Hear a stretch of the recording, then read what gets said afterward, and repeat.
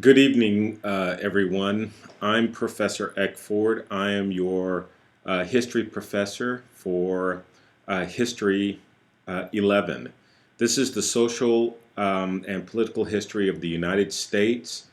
And this course essentially is the first portion of two parts of what we would call just the U.S. history survey.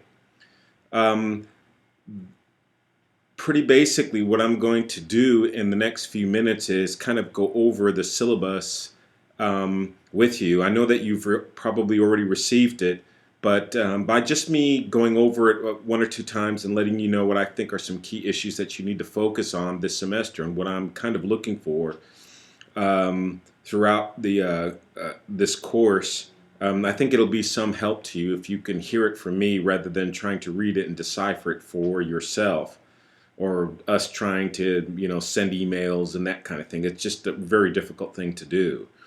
But essentially, this video, of course, is going to work in conjunction, and the rest of the information on this website, my personal website, is going to work in conjunction with etudes. So you'll get lots of data that you'll log on to etudes, and there'll be readings, exams, and all that kind of stuff. But essentially, the videos and some other things that I want you to take a look at, music and other stuff, you'll come to this website and you'll get it from here. I'm just assuming that most college students have Macs, but I do know a lot of people use PCs because they tend to be cheaper and that kind of thing. So if you have a Mac, you're probably right on, and if you don't have one, well, and it's, you might have some problems interfacing, that sort of thing, but I'll try to put up stuff that works for both Mac and PC. So those of you who are looking at someone else's Mac and wondering why theirs doesn't work, well, sometimes there's some complications with using PCs versus Mac, and I use Mac.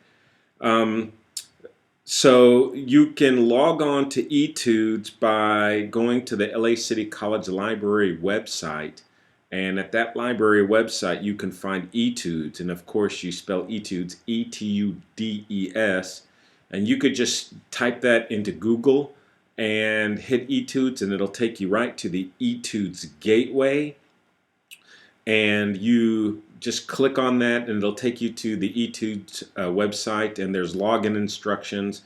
So the way basically this etude site works is it's just a LA City College platform that professors use to run their online classes and to post material so students can download for their in-person classes.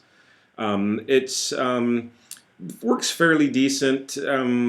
Not the best in the world, but for a university or college, it's actually not bad. And it's, of course, faculty members and other people are working on this thing and trying to make improvements to it all the time. But once you log on to etudes, it'll be a link to this site and also from this site back to etudes, so you'll be able to move back and forth, I hope, with ease. And of course, if you're taking an online course, I just assume that you do have some computer skills. But I'll post all the readings on there. But on etudes, if you have already enrolled as a student at LA City College or any courses in the district, you're automatically uploaded to etudes. So you don't have to worry about whether or not you have etudes or uploaded or you need to do any of that. They automatically upload you as soon as you enroll. If you add the course, it takes about a couple of days, so you have to be patient and wait about a day, and hopefully I would have sent you information that might help you out in that days, 1 or 2 days that you haven't gone on to the site. But everyone is automatically enrolled. You don't have to do anything. But one of the things that you do need to do, and I'll talk about this later, is to have a valid email address. Okay, let me talk a little bit about the intent of this course and what I think is my perspective. Of course, this is an examination of the history of the United States from the founding to the Civil War. And what we're going to do in this course is try to survey relationships between people, ideas, and events that contributed to the unfolding of this American nation. So we're going to spend some time reading about Native Americans, for example, Black Elk, so you'll get some kind of an appreciation for him as a person and what his own personal experiences as a Native American in the 19th century. We're going to look at slavery. So we'll get a sort of overview of the kinds of people and the different areas that they came from all over Africa and South India as well. We're looking at these particular areas, people, ideas, and events that make up what we think is the United States. And in particular, we're focusing on the activities, so to speak, looking at not only people at the top, the important people, but we're trying to look at people who in previous generations might have been nameless people. But today we consider ourselves to be much, much more enlightened. So we don't just so much focus on the famous people, the big names like George Washington, but we try to focus in on historically marginalized groups like Native Americans, African Americans, Latinos, women, etc. As Karl Marx once stated, men make their own history, but they do not make it just as they please. They do not make it under circumstances chosen by themselves, but under circumstances directly found, given, and transmitted from the past. So ideas are generated by people and events are by people. So that's what we tend to do in our examination here. We're looking at men and women and their circumstances, ideas, their geography. And this plays a big role in the shaping of the nation, where the North is particularly much more manufacturing oriented, and the South, they have a larger agrarian economy. So geography matters a lot. Politics, of course, economics. What is the relationship between the industrialists, say, and the workers, or in our particular case, the early portion of American history? What about shopkeepers to the king? What's their relationship? Who are their loyalties to? Their pocketbooks or to the king? We're looking at social norms and customs. How did people live? What were the norms of the day? We're looking at these. We want to see how they weighed on past generations. Do they affect us all the same or not? And how they currently affect each other in our daily lives. We sometimes tend to think that history is way in the past, and that it really doesn't matter. Those are just dead people, so to speak. But the decisions that people made back then affect us today. The decisions that we make today are going to affect people in future generations. So I think that's what's important about understanding history. As George Santa Anna once said, the great Spanish philosopher, those who do not remember the past are condemned to repeat it. Okay? So in our course of study, we're, as going to be illustrated in your text, the Created Equal book that I've already sent you information on, we're going to examine diversity, class power, and systems of power, the environment, and globalization. With diversity, of course, we're looking at ideas of race, gender, income, inequality, social stratification systems in the nation, that with class. So we're looking at how is it that white males who owned property were considered to be legitimate citizens and others were not. The environment. Some people have this notion that Native Americans were essentially sensitive to the environment and they didn't wreak havoc on it. But now we know with better scholarship by historians writing today that that's not true, that Native Americans did in fact manipulate their environment to their own personal means for their own benefit. And they would, in some cases, burn down large portions of forest if it was in their best interest to do so. Those are the kinds of things that you get in history, challenging these preconceived notions about the way that we think the world is put together. Globalization is another one. Many people believe that the world over the last, say, 50 years has become globalized, and that's not really true. We've been globalized as a world going back since the 17th century. At least I think, and we can make an argument that mankind has always been moving out towards globalization and spreading out from Africa to the rest of the world. But really, this mass commercialized, capitalistic, market-driven um, movement of people, basically 17th century spurned on by the African slave trade. So our energies will be directed towards that, these particular four themes. So you should be paying particular emphasis on how those themes of diversity, class, and systems of power and environment and globalization work. And if you can incorporate those into your papers, then I'm quite sure that your papers will be seen by me in a much more favorable light, because that's exactly what I want you to focus on. Let's talk about student learning outcomes. If you don't already know what student learning outcomes are, we use the acronym SLO. And basically what student learning outcomes are mechanisms that faculty members and administrators use to determine whether or not you are learning. So what we basically do is we say that in a class, we want you as the student to learn a set number of things. And then we test you to see whether or not you've learned those things. And then we adjust our curriculum accordingly to try to help you to achieve a successful pass in that exam or in that class. So that's essentially what student learning outcomes are. And what I'm going to be essentially focusing on are four outcomes, which are: one, to understand the development of the American nation. How did we develop as a nation? People landed here. Did they begin making cities? How did religion help spread people out? Those types of things. Discuss the major differences in American economic and social and political life. Are you able to tell me that there are different classes of people economically on an exam? Can you tell me the social stratification? What about the politics? Were there political parties? Were there not? What were their names? That sort of information. Comprehend the differences in ideas in the formation of the American Constitution. That's our third student learning outcome. This one is relatively self-explanatory.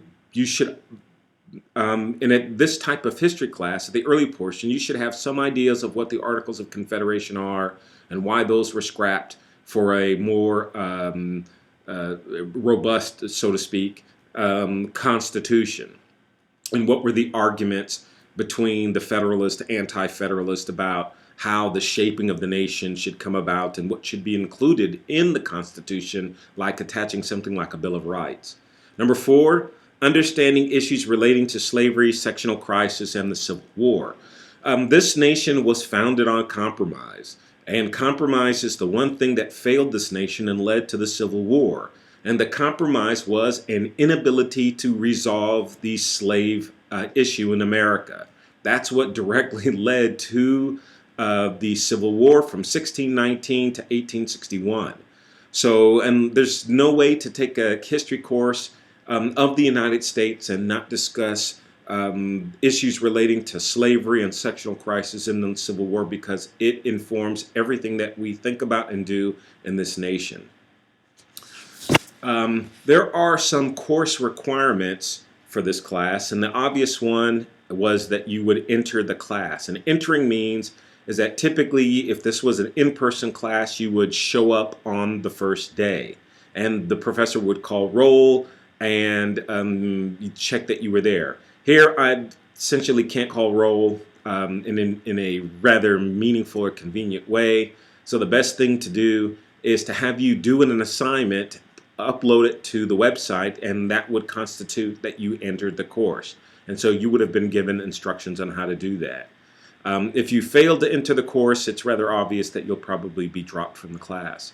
The second thing is that you should have some basic computer skills. Probably very difficult to take a online course if you don't have basic computer skills. So you need to be able to upload documents, download. You should have a email address listed with Los Angeles City College, because if you don't, obviously you're not watching this video and you're not going to be here. But if you are a student who knows someone else who's taking this class that you suspect might not have registered their email, you should notify them. Preparation for the course is required. I can't do very much sitting here to push you to do the work. You have to somewhat motivate yourself. Part of the luxury of taking online courses when they were first designed many years ago was that we thought very mature older students would be taking these courses. And that is true to a large degree, but there are also lots of younger people who've got competing events in their lives, and sometimes it's very hard. Sometimes you might even have children, work. It's really, really tough. I earned most of my graduate degrees while I was working full-time as an architect. That's before I became a history professor. So I understand what it's like to work all day and to have to come and go sit in classes and do work late in the evening. I paid the price for over 10 years doing it myself. So it's hard, but you've got to motivate yourself if you want to get that college diploma or get that class transferred or go on to graduate school. It's absolutely worth it, but you have to be self-motivating, and especially for this class. We might do some online posting in this class, and if we do, just make sure that watch with your language and make sure that you're respectful to everybody else. I've sent out information on how to write papers, so the one section that you need to really key in on is plagiarism and what that is. Basically, plagiarism is borrowing from someone else without giving them credit for. Look, everybody in the world did not invent information from themselves. We all got things from somebody else, either our parents, teachers, friends, etc. So it's okay to just say, I got that from this book or that book. The whole world is built on the ideas of other people. So so be careful of borrowing other people's texts without giving them proper claim. You should have, of course, some ability to read and comprehend and write papers at the college level. I get lots of students who take my courses who say, oh, I went to John Marshall High School or Beverly Hills High School, whatever, and they scored really well in their English courses, and they come take my class and they get a D or something on a paper, and they say that their paper, they got A's in high school or wherever. Or in some cases, I've had students from USC, that campus across town, come to me and say things like, oh, well, I get A's in my English classes at USC or wherever, and I wonder why I'm getting bad grades and this is a community college. Well, my friend, I have to tell you, this is a college level course that will transfer to UC Berkeley. So since this course will transfer to UC Berkeley, I am in charge of teaching this class at the UC level. Those faculty members at UC Berkeley, UCLA, UC Santa Cruz, UC San Diego, UC Irvine are going to take that class based upon my recommendation that yes, indeed, you did do A work. So I've got to ensure for your sake that you go over back to your campus and you do well, but the reputation of my campus and the reputation of me as a faculty member, and I just want to make sure that you succeed in life.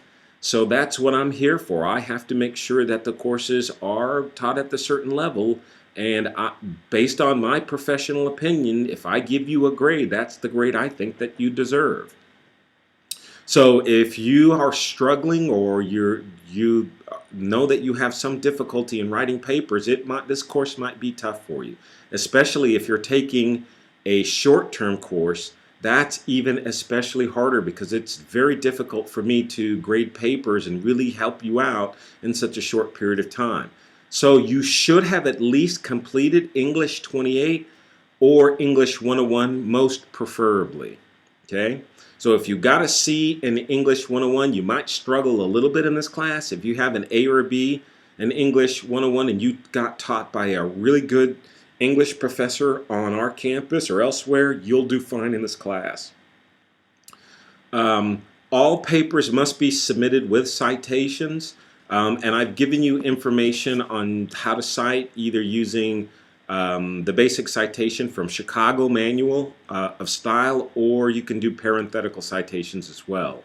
But I should send you information on that, so you should already be abreast of that. I've already said that you must maintain a valid email, so that's cool. We talked about entering the course, and of course, for this class, how to write a historical essay is the quiz that you have to take. And of course, if you're taking the online, it's the autobiography. Excuse me, that's my phone. I'm sorry. So I just have to turn the ringer off so we're not bothered again. How to write a historical essay is how you enter the course. Students often ask me whether or not we have makeup work. There's no makeup work for the class. Online classes, that's just a very difficult thing to do. We move forward constantly, and since I can't physically see you, so to speak, there's no makeup work, so if you miss one, that's it. Now, let's get to the sort of the meat of the course and what we're going to be doing from sequence to sequence. And the first thing that we're going to do is, after you upload all the information for your autobiographies and for your and you take your exam, you're going to begin looking at what is history. And then from there, we're going to go into the meeting of civilizations. You'll be reading about mercantilism and world economics. We'll move to the European foothold. We'll take a look at the Protestant Reformation, discuss slavery and social death. We're looking at all different kinds of issues related to slavery. We'll move on from there through the American Revolution, federalism, the Jefferson era, the American system. Then we'll get to the beginning of the sectional crisis, antebellum slavery, that sort of thing, and then we'll finish up with the Civil War. So that's essentially, in a nutshell, for this course. So the grading for everything that you will do would be standard grading, nothing different, A 90 to 100, and of course below 60% is an F. All papers must be submitted to Etudes and not submitted to me via any other platform through my City College email. I just will delete those. I won't even open them up. So everything has to go through Etudes. You are to email me if you have any questions or comments or anything through Etudes as well. Disputing grades. If you choose to dispute a grade, you must submit a typewritten double-spaced paper attesting to why you believe your grade was not appropriate to the work that you have turned in. If you fail to do this, I will not address your dispute. So you get your grade and you're not satisfied with it, you're going to email me and ask me, well, what is the deal with my grade? And I'm going to ignore it. You have to follow the directions here if you want me to respond as to why you did not get the grade that you deserved. For those of you taking short-term courses, you should look at the drop dates, because that is essentially very important. The drop dates are very different than they were for the regular class. Okay, this is going to conclude the content syllabi portion of the course, and from here you'll move on to what is history.